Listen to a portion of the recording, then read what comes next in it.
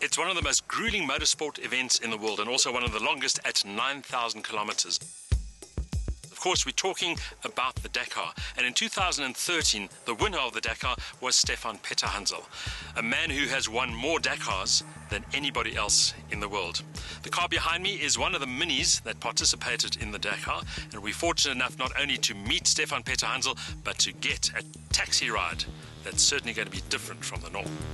The Mini All4 Racing was developed by the Germany-based X-Ray team of Sven Quandt and was brought to South Africa as part of the launch activities for the Mini Countryman JCW. But even by the larger Countryman standards, there is nothing mini about this Dakar racer. It is huge, with a tall stance of almost 2 meters and a curb weight approaching 2 tons. As Dakar pundits will know, the Mini All4 Racing is already a 2-times Dakar winner, and leading Mini's successful Dakar onslaught is the most successful Dakar pilot of all time, Stefan Petterhansel. Stefan Petterhansel, very nice to have you in South Africa. Of course, they call you the king of the Dakar because you've won it more times than anybody else, both on 2 wheels and on 4 wheels. And maybe we start right there and ask you the question, what do you prefer, motorcycles or motor cars?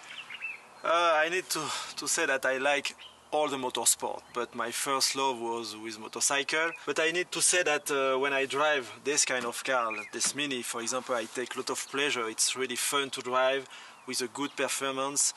And also I like now to do the Dakar with a co-driver, to share something together, you know, it's different feeling. It's certainly a different feeling sitting in a full-blown Dakar racing machine being piloted by someone of Petterhansel's stature.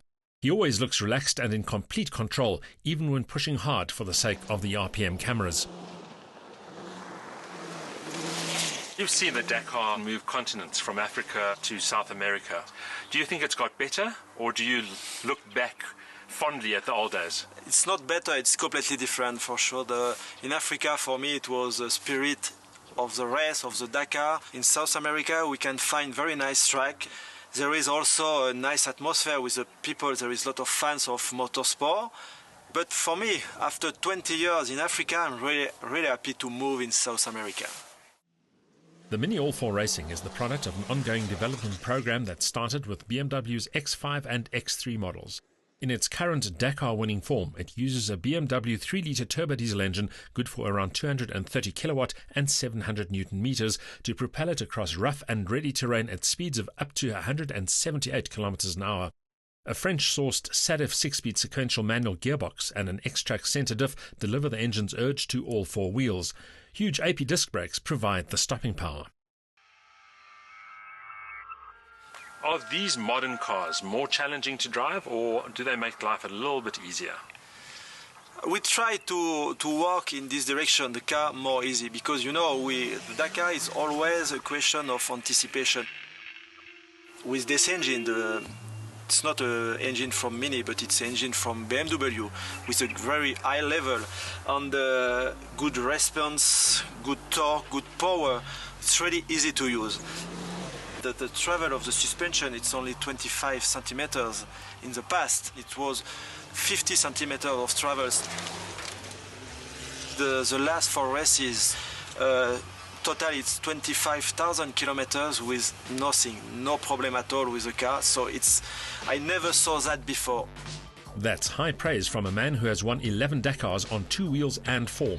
But it also underlines that reliability, consistency and endurance are the keys to competing in and winning the world's most grueling motorsport event.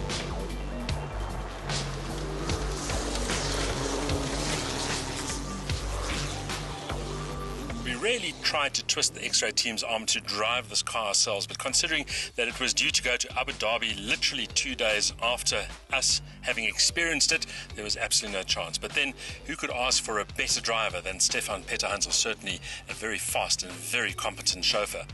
I have to say that from the navigator seat, this car is unbelievably quick, and the way it handles rough terrain is nothing less than astonishing. You see big rocks and boulders coming towards you, ruts and dips, bumps, you name it.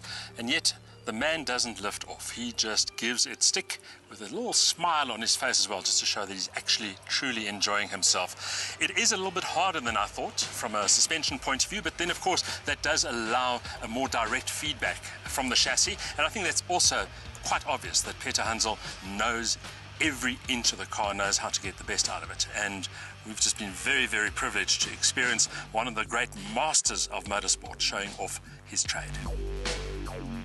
And for me, yeah, I don't know when I will stop, but I have opportunity to drive in a good team. So next year for sure I will drive a Mini, and maybe 1 or 2 years more.